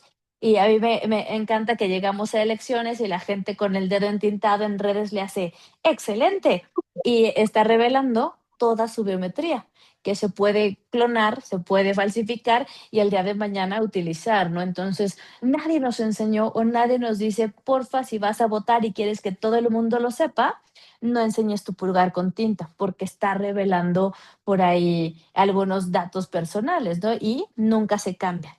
Se pueden rebajar, se pueden hacer, pero no se pueden modificar. Todavía no existe una cirugía plástica lo suficientemente fuerte que me cambie, por ejemplo, iris de los ojos, ni siquiera las entintadas de ojo. No sé si las ubicas, son unos tatuajes que se hacen en toda la parte blanca, se inyectan tinta de color, pero el iris sigue ahí. Y el iris es irreplicable y no se modifica a lo largo de toda nuestra vida. La mordida se puede modificar, el iris no se modifica. Entonces ahí se ha podido hacer análisis de prospectiva, por ejemplo, de crecimiento. ¿Cómo se vería esta persona en 5, 10, 15 años? Que es lo que han tomado algunas estrategias gubernamentales, ¿no? Entonces, la recolección de biométricos de forma masiva e indiscriminada, claro que es una violación de derechos humanos. Si alguien vio Robocop en esta escena, él lo ataca diciendo, es que tienes una orden de presión de hace 20 años, pero ya compurgué. Ya no debería de estar en esa base, ¿no? Y se vuelve peligroso si nos volvemos dicotómicos, si solo decimos sí y no. ¿Por qué? Porque es una violación masiva a lo que yo soy como persona y a mi posibilidad de estar decidiendo, ¿no? Entonces, ¿qué es lo que hacía? Este es un caso que sucedió a partir del feminicidio de Alondra Gallegos, donde se utilizan biometría, se toman más o menos 47.7 millones de imágenes y se empiezan a cruzar con imágenes que nosotros subimos. Llamémosle Facebook, Instagram. Ahorita se utiliza mucho más Instagram que Facebook. Facebook se volvió como de la tía. Entonces solamente las señoras que mandan piolines siguen en Facebook, pero se detuvo a personas de manera indiscriminada solamente porque habían estado en manifestaciones anteriores y creyeron que eran quienes habían vandalizado algunas cosas, ¿no? Entonces, según Flores Salgado, en esta parte de la data podemos estar hablando de archivos públicos, archivos privados, manuales de las personas, sobre personas físicas, sobre la forma en que nuestros datos se van a estar clasificando. Ahorita, por ejemplo, se está trabajando mucho en que las aseguradoras también no tomen archivos que se encuentran en la data por derecho al olvido de enfermedades.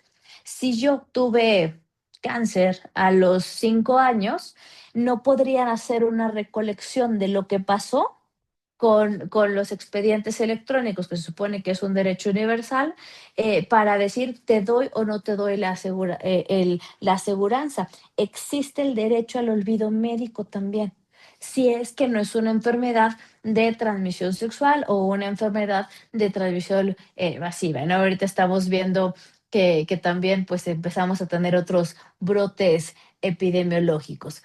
Entonces, ¿cuáles son los elementos más importantes de cuidar, sobre todo en estas de reconocimiento faciales? Hay un montón de formas de hacer reconocimiento y cruzar con inteligencia artificial. Primero, derecho a la privacidad. Son mis datos, son mis fotos, es mi posesión. Derecho a la libertad de expresión. ¿Por qué me vas a catalogar de acuerdo a mis expresiones, ¿no? Libertad de reunión, lo vimos en estos reconocimientos masivos en algunas marchas, sobre todo en 8M, donde las empezaron a segregar por lo que había en sus redes sociales. Transferencia de datos es lo más peligroso. ¿Quién los está manejando? ¿Quién tiene acceso a esos datos y cómo esos datos se pueden estar replicando constantemente y vendiendo, vulnerando y un montón de cosas más que podemos meterle ahí, ¿no?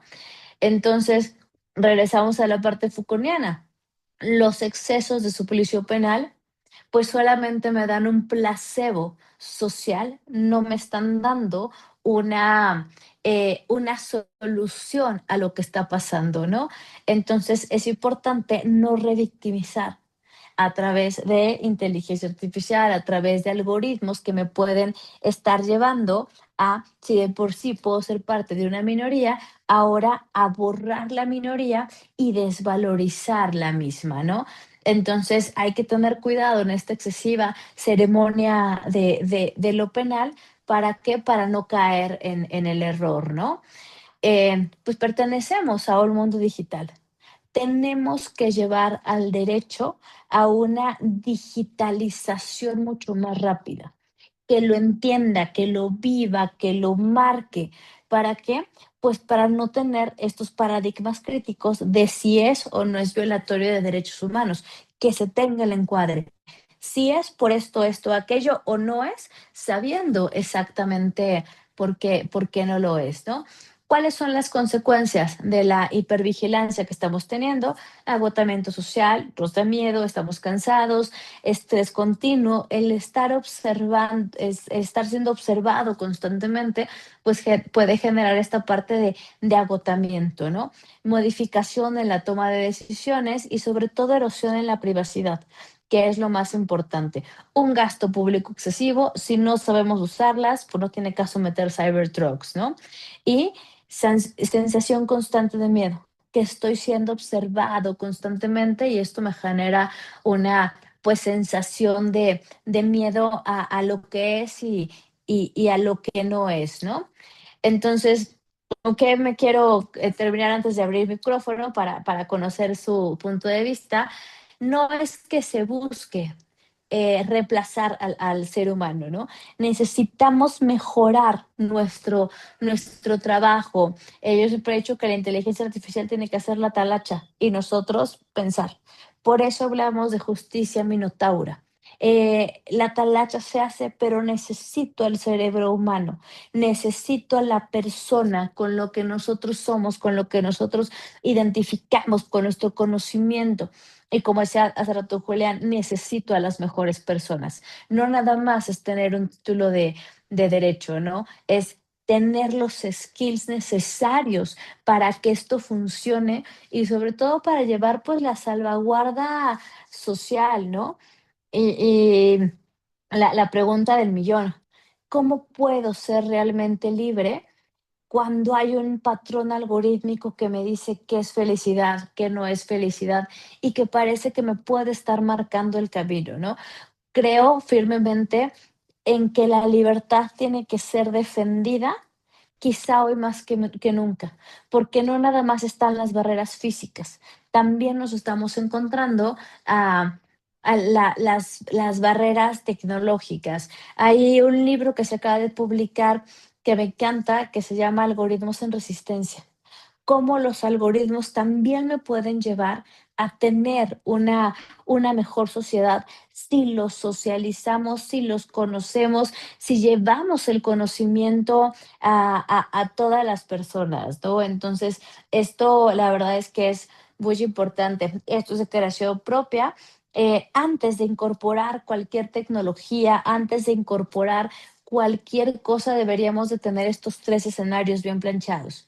Funcionarios, ¿qué conocimientos tienen? ¿Qué es lo que van a estar haciendo? Y qué tan dispuestos están a enfrentarse a la tecnología, ¿no? Y el punto clave aquí siempre van a ser las personas. Después la tecnología, qué recursos, qué inversiones, necesita luz, no necesita luz, tengo que estar actualizándola, no tengo que estar actualizándola. ¿Qué gasto me va a estar llevando a esta, ¿no? Que no nada más es comprarla, sino también es entenderla y el proceso. ¿Cómo lo llevo a la funcionalidad de la herramienta y al uso social correcto? Entonces, si tengo estos 3 escenarios, si tengo estas 3 valoraciones, puedo decidir utilizar la inteligencia artificial o no. Habrá procesos en que necesitemos todavía que no se utilice. Y habrá procesos en que nos lo van a hacer mucho más rápido, ¿no? La digitalización de expedientes que me permite entenderlo mucho más rápido, pues que aventarme todo el papelerío al que estamos acostumbrados generalmente los abogados. Entonces, ahora sí me gustaría escucharlos, dudas, preguntas, críticas, comentarios, que Muchísimas nos gracias. hablen. Gracias, Víctor. Bella. La verdad, bien interesante todo lo que nos acabas de comentar. Y sobre todo, yo creo que la parte fundamental es que esto no va a sustituir al hombre. Muchas personas dicen, es que ya llegó la inteligencia artificial y ¿qué va a pasar con el hombre, con su creatividad? No, no, es una herramienta que finalmente, como tú bien lo comentas, puede ser útil, pero también puede tener estos sesgos que son bien importantes, sobre todo en temas de discriminación por quién lo hizo. Me acuerdo que en Manhattan hubo un tema también por ahí de una plataforma que sesgaba automáticamente a la comunidad de Queens, ¿no? En Manhattan, porque decían, es que todos son delincuentes. Entonces hay que tener mucho cuidado porque todas las personas que viven ahí son delincuentes. Y sí es una zona peligrosa, pero no todos son delincuentes. Entonces, esto que dices creo que es fundamental y bueno, muy, muy interesante. Muchas gracias. Tenemos por aquí algunas participaciones. Julia, adelante, por favor. Hola, buenas noches. Estoy teniendo un poquito de problema con mi cámara, a ver si la puedo encender. Doctora, excelente disertación, excelente ponencia. Yo preguntaría, muy buenas noches a todos, yo preguntaría, en el caso de la obtención de datos a través de estos sistemas de inteligencia artificial, ¿cuál es su opinión respecto a si esto vulnera o no derechos humanos? Y vamos, porque este tipo de actos de investigación siempre han estado muy presentes, por ejemplo, con la representación social. Agentes del Ministerio Público ordenan a la Policía de Investigación que realicen actos pertinentes y se apoyan de sistemas como lo son Plataforma México, como lo son INE, como lo son institutos, el Instituto Nacional Electoral, se apoyan en la CFE y todo esto para conseguir datos personales, incluso de localización, pero más aún sirven también como actos de investigación para respaldar aquellas solicitudes, ¿no? Tanto de vinculación a proceso cuando son reincidentes, para medidas cautelares en el caso de la imposición de la prisión preventiva para justificar el arraigo. ¿Qué tan violatorio va a seguir siendo la obtención de estos datos a través de estas plataformas? Digo, quiero asemejarlo a estos actos que hoy por hoy se siguen realizando en la representación social. Muchas gracias y muchas felicidades. Saludos a todos. Muchas gracias. Pues yo creo que aquí hay que fijarnos cómo estamos obteniendo los datos.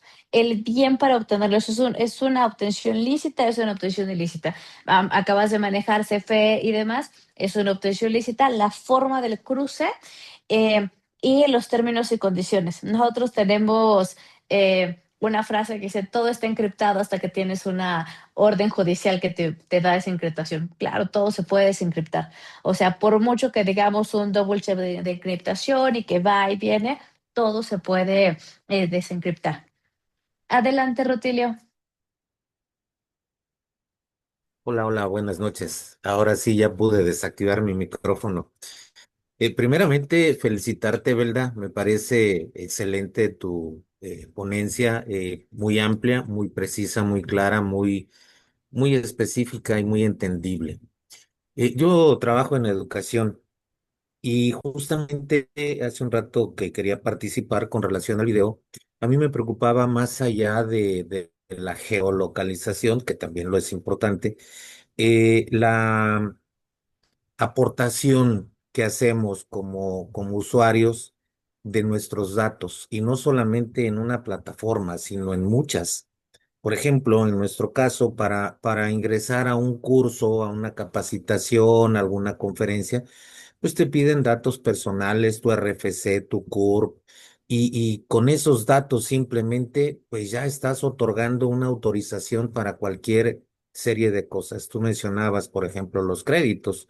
En el magisterio es muy dado a que de repente te llega una notificación de un descuento de un crédito que nunca tramitaste.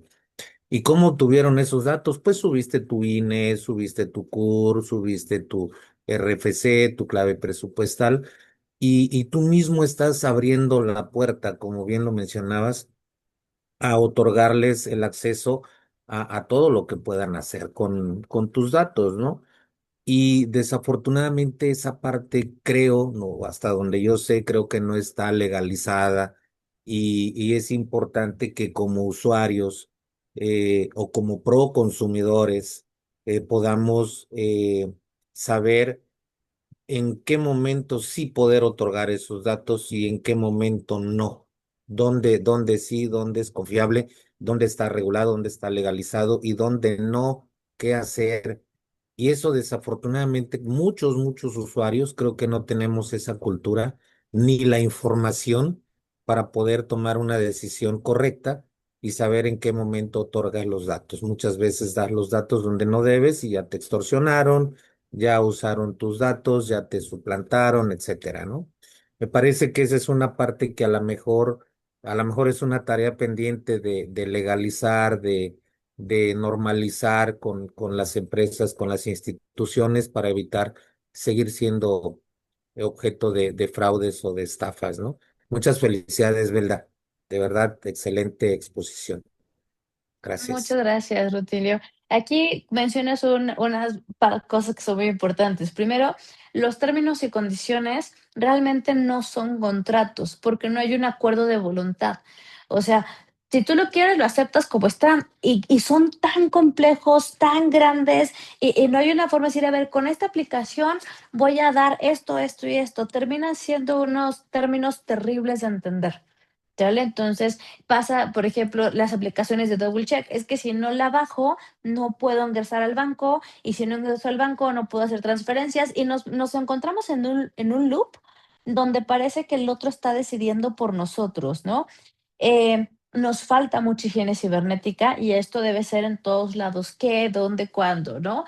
El fin de semana estaba en un lugar que decía, si quieres ver el menú, ingresa al QR. Yo no me gustan los QR son altamente peligrosos. Pues, órale, vamos, tengo otro teléfono, vamos. Y de repente revisando, antes de dar a aceptar, me empiezo a encontrar letras en árabe. Digo, mira, interesante esto. Esta gente perdió la licencia y sigue lucrando con eso, y la mayoría de las personas no lo ven.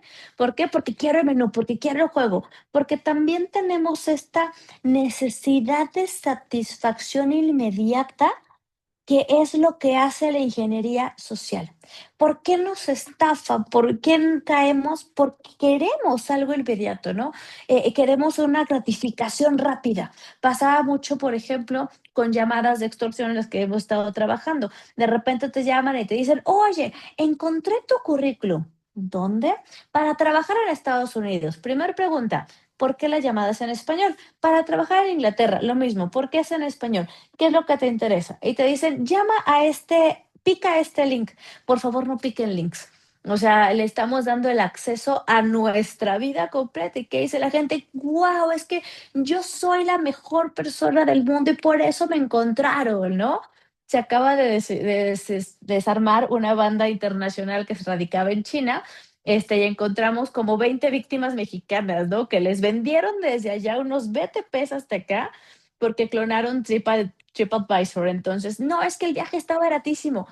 Si el viaje, cualquier cosa que vas a comprar, te la encuentras a menos de la mitad de lo que cuesta el mercado común, no lo compres. Es una estafa. Alguien te está viendo el pelo. Entonces, es un poquito de irnos enseñando socialmente. Y lo malo es que como latinos tenemos una culturización del que no tranza, no avanza. Ay, es que soy tan bueno que lo encontré más barato. No, mijo, es que vas a perder el dinero y tus datos y un montón de cosas por ahí, ¿no? Adelante, Luis. Maestra, gracias. Primero, antes que nada, como dijo Rutilo, me agradó mucho su exposición y aprendí mucho. Eso es lo primero. Lo segundo, hasta donde yo sé, acaba de salir una jurisprudencia. Es el banco el que tiene que demostrar que tú solicitaste el crédito. Si el No, al banco revés. no te lo pueden cobrar. Y esto opera para todos los contratos que existen, porque aunque sean de adhesión, si hay algo turbio o no está perfectamente bien establecido ni equivalente, se invalida el acto, ¿no? Entonces, hay manera, con esa jurisprudencia que acaba de salir, echa a la borda un poco el peligro del que estamos expuestos. Y por otro lado, yo creo que falta muchísima educación preventiva. Usted acaba de decir algo muy importante, la necesidad de ser protagónicos y la necesidad de sentirse localizado, pues es la trampa principal. Hace muchos años, cuando yo era niño, mi papá me decía, solamente le venden el boleto premiado al ambicioso y al que quiere viajar si no tiene dinero. O sea, el ejemplo que usted acaba de decir es muy cierto. Si está demasiado bonito, está demasiado barato, siempre duda y compara en los mercados, ¿no? Y creo que eso que usted nos acaba de enseñar o de reforzar es muy válido para estas nuevas generaciones, ¿no? Que estas nuevas generaciones de padres, yo que tengo contacto con algunos, les digo, no te quejes porque tú formaste esa generación de la cual ahora te estás quejando, ¿no? Muchas gracias y fue un placer escucharlo. No, muchas gracias. Y ahí hay que tener cuidado. Hay unos bots cazadores de CIS que hacen que el banco parezca que en la llamada estás dando la aceptación. Mucha gente contesta el teléfono con un sí. Entonces te graban y de ahí lo pasan al banco, acepta sí, y ahí nos metemos en problemas, ¿no? En serio, ningún jeque de ninguna parte del mundo te va a estar buscando para darte una herencia, porque esos correos llegan a cada rato. Te acaban de encontrar y No, eso no existe, eso no se da. Entonces también hay que trabajar con nuestra propia ambición, ¿no? La ingeniería social se da a través de la ambición. ¿Por qué el estafador de Tinder hizo lo que hizo? A través de la vulneración de emociones de las personas. Entonces, los ingenieros sociales van buscando nuestras emociones y la forma de perfilizarnos a través de dispositivos electrónicos. Y con 15 clics, yo sí medianamente puedo saber si eres hombre, mujer, edad, género y saber tus preferencias afectivas. Entonces hay que tener higiene cibernética, separemos las cosas, hagamos particiones en computadoras, no seamos ambiciosos de decir, es que quiero followers. Si no somos figuras públicas, miren, o sea, no vamos a permitir que el mundo, o no deberíamos de permitir que el mundo entre hasta nuestra intimidad, porque nos va a comer. Es avasallador esa parte, ¿no? Entonces, no sé si tengan alguna otra duda, pregunta, comentario. Gerardo, adelante, por favor.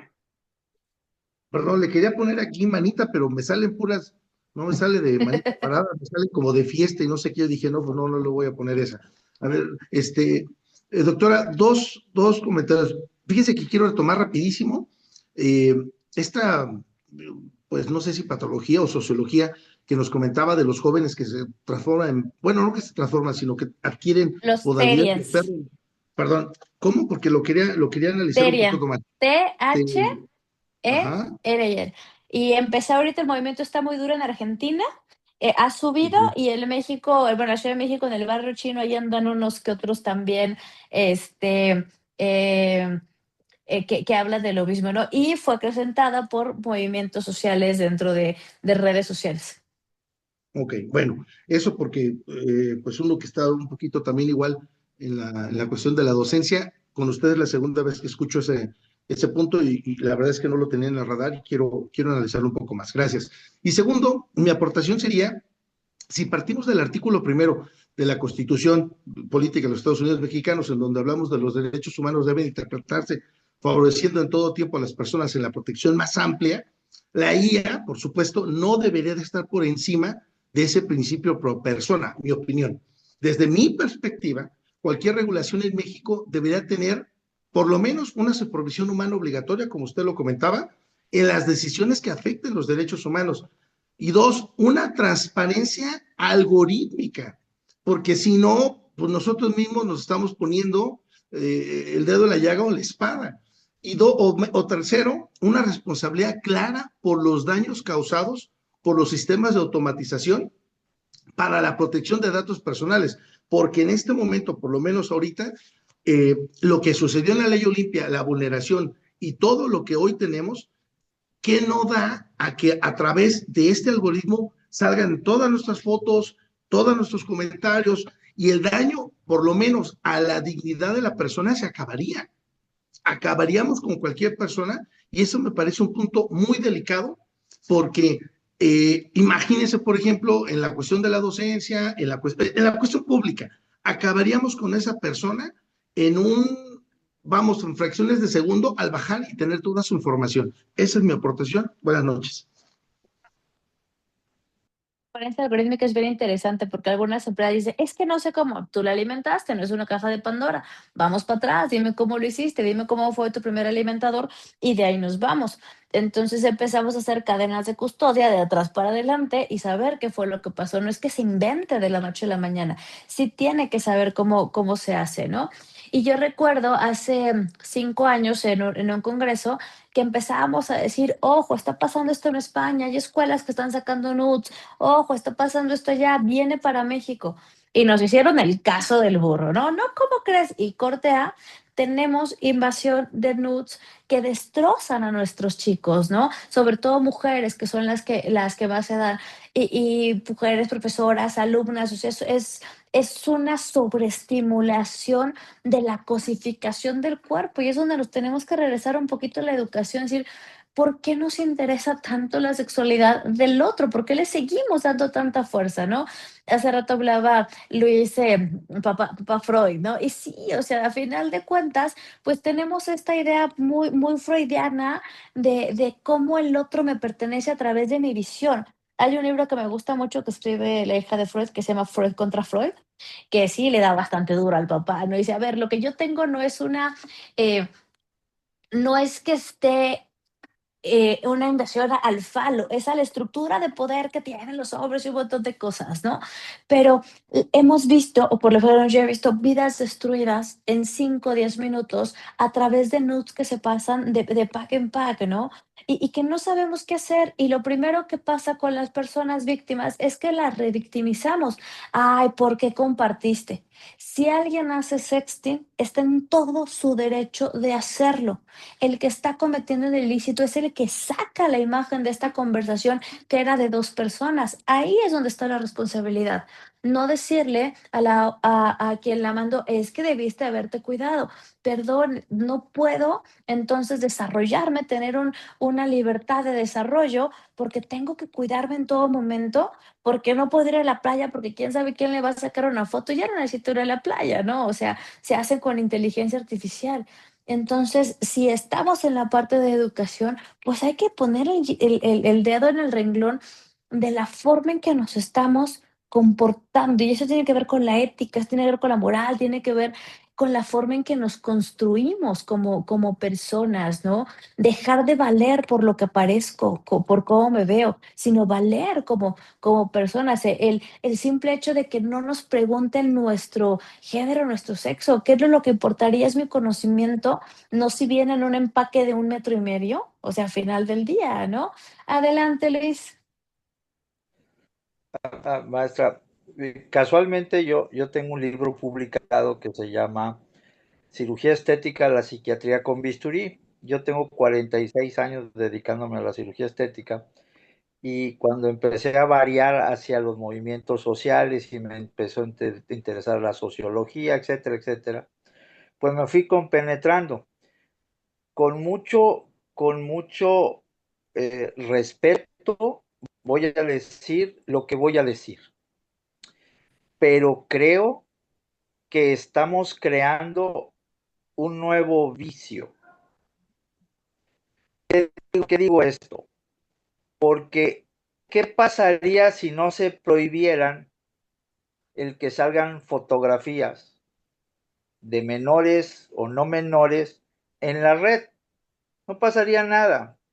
El problema es que lo cosificamos y luego lo lastimamos. El ser humano actúa por negación. No me lo niegues.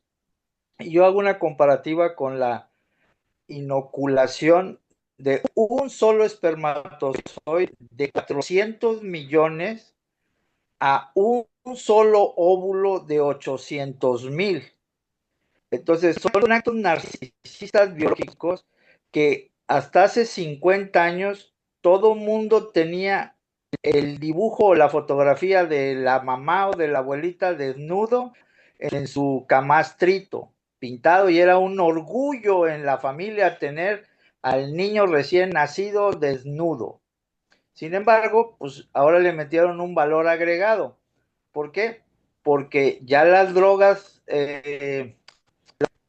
blandas ya no venden. Ahora hay que buscar una cosificación para generar un nuevo vicio. Con mucho respeto lo que digo, no estoy de acuerdo que se publiquen inclusive la pornografía. Yo soy sexólogo, yo tengo una maestría en sexualidad humana. La pornografía fue un escape a la perversidad del acto sexual. Y el acto sexual es meramente biológico. Aunque nadie nos lo enseñe en una isla, tornillito siempre va a terminar en tuerquita. Gracias, maestro. Y esta cosificación es lo que genera mucha violencia digital, porque creo que el otro me pertenece, porque creo que el cuerpo me pertenece, porque creo que es mío, ¿no? Y aquí, por ejemplo, cuando hablamos del uso excesivo de filtros, también estamos hablando de posibilidades de dismorfias a las personas.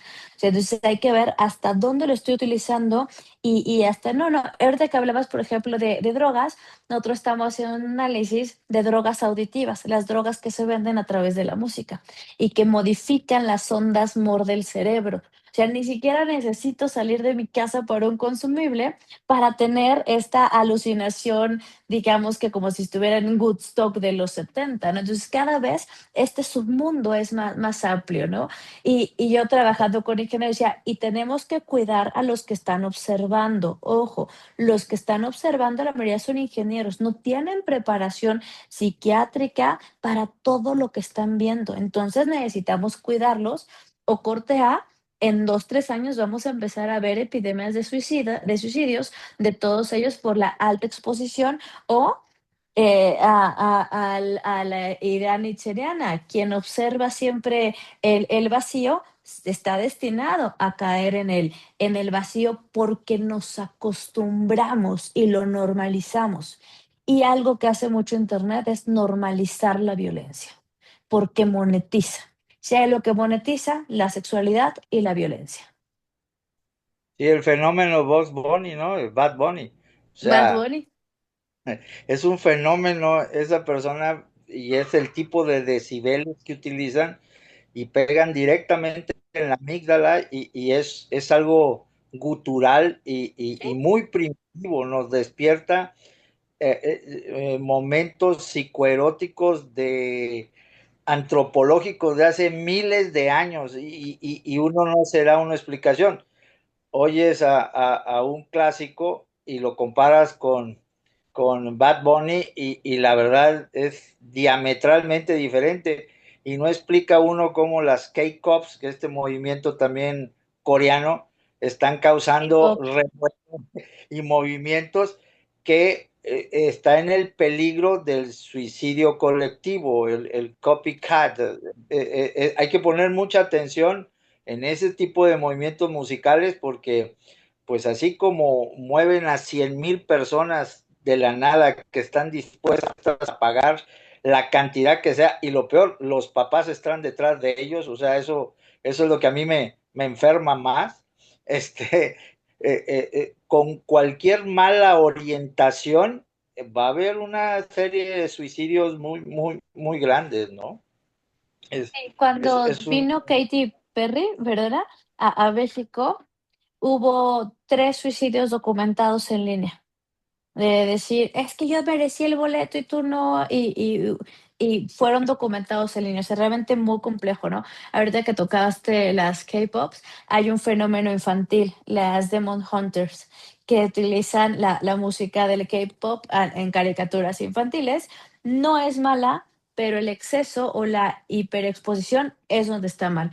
Entonces, primero, no deberíamos estar hablando de infancias cibernéticas, no deberían de existir. Existen, hay que cuidarlas porque los estamos dejando socializar en un mundo que como adultos no conocemos. Entonces yo sí les digo a los padres de familia, si tú no permites que tu hijo esté en un lugar que tú no conoces, ¿por qué le permites navegar en un lugar que tú no conoces? Es que esté en su cuarto, es mucho más peligroso, llévalo al parque, mejor que se caiga.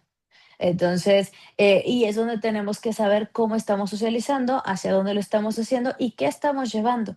No tener política adultocentrista, pero tampoco ser laxos. Y el justo medio, creo que el derecho siempre nos ha causado como este escozor, ¿no? De cómo llegar a este justo medio. Es sumamente complicado, ¿sale? Entonces, no sé algo más, porque les voy a decir chicos, porque a todos mis alumnos les digo chicos, yo puedo seguir hablando y hablando y hablando. No sé, Sergio, si quieres comentar algo. Sí, Belda, muchas gracias. Pues bueno, me uno a las felicitaciones. Verdaderamente cuando nos alargamos un poquito más de lo normal es porque nos enganchamos, porque hubo interés sobre todo de los temas que estuvieron viendo.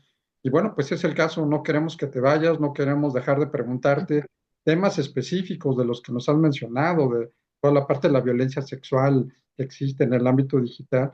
Y sobre todo, algo bien interesante, vivimos en una era digital, nos guste o no, y tenemos que aprender a vivir con ello. No podemos ser ajenos a ello. Ya es una realidad. Y para los que somos de otra época, nos cuesta trabajo saber que son herramientas con las que tenemos que convivir, con las que tenemos que lidiar, con las que tenemos que cuidar a las próximas generaciones, pero definitivamente tenemos que conocerlas porque es lo de hoy, es lo que está viviendo. Siempre es bueno escuchar a los expertos, voces calificadas, y bueno, que creo que no pudimos tener mejor ponente para este tema, y pues nuestro agradecimiento, nuestro afecto, respeto, Velda, muchas gracias por haber estado con nosotros, y pues si quieres darnos unas palabras de cierre, te lo No, agradeceremos. y cualquier cosa, pues pueden encontrar LinkedIn y demás como Belda Gámez. Si les interesa un poquito, tengo un libro publicado que se llama Victimología Cibernética. Y a seguir, yo sí creo en la democratización del conocimiento y estos términos o esto suele ser muy técnico. Hay que hacerlo más fácil. Hay que hacer que la gente lo entienda porque si no se aburre, ¿no? O sea, si me pongo aquí a explicarles de matemáticas y de quantum, porque además viene la tecnología quantum y yo en México solo conozco 3 abogados que entendemos medianamente qué es el quantum. Y vienen delitos que se van a cometer en ese momento que van a permitir que sea mucho más táctil aquello que no podemos ver. Entonces, pues a seguirse preparando. Esta es una carrera infinita. Yo siempre he dicho que el derecho es una carrera que nos obliga a estudiar, estudiar, estudiar y a no tenerle miedo. Metámonos a la digitalización, piquémosle, entendámosla y a buscar el siempre hacer un mundo más sano para todos. Muchísimas gracias, Belda, nuevamente por haber estado con nosotros, y pues a todos y a todas que estuvieron en esta sesión, muy buenas noches, gracias por acompañarnos y nos vemos la siguiente semana. Que descansen. Gracias, buenas noches. Bye. Gracias.